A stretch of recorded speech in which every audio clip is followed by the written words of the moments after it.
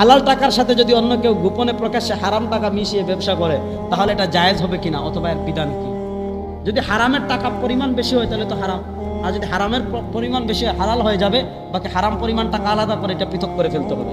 কোনো কিস্তির অফিস থেকে তারা সরাসরি টাকা না দিয়ে যদি পণ্য কিনে দেয়, তাহলে কি এই কিস্তি জায়েজ হবে? এবং ওনারা কিছু টাকা লাভ নেয়, যেমন প্রতি হাজারে 20% নেয়। এগুলো অনেক লম্বা, এগুলো সব ওই যে বিমা।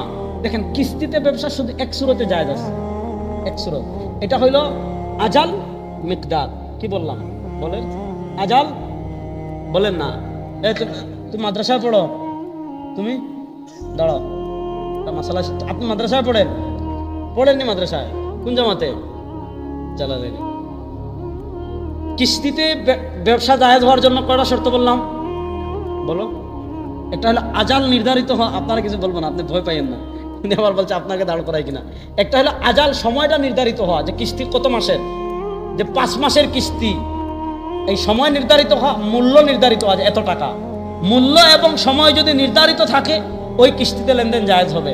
এখন দেখা গেল মূল্য নির্ধারণ না, আজাল সময় নির্ধারণ না, যে যত মাস বাড়বে দাম বাড়বে, মাস বাড়বে দাম বাড়বে, মাস বাড়বে দাম বাড়বে, এটার নাম সুদ, এটার নাম হাক। এখন দেখা গেল নগদ কিনলে 2000, আপনি 2 মাসের কিস্তিতে নিলেন 500 টাকা বেশি। যদি মিকদার আর আজাল, পরিমাণ আর সময় নির্ধারণ থাকে, দাম একটু বেশি হলে হারাম হবে না, কিন্তু মিকদার আর সময় আর পরিমাণ যদি নির্ধারিত না থাকে, এটা হালাল হয়ে যাবে। এ ব্যাপারে বিস্তারিত আলোচনা পাবেন শেখুল ইসলাম জাস্টিস মুফতি মোহাম্মদ তাকি উসমানী হাফিজাহুল্লাহ, আল্লাহ হযরতকে দীর্ঘ নেক হায়াত দান করুন। ওনার লিখিত কিতাব আছে বুহুস ফি কাদায়া ফিকহিয়া মুআসারা, ওই কিতাবে বিস্তারিত পাবেন। আচ্ছা।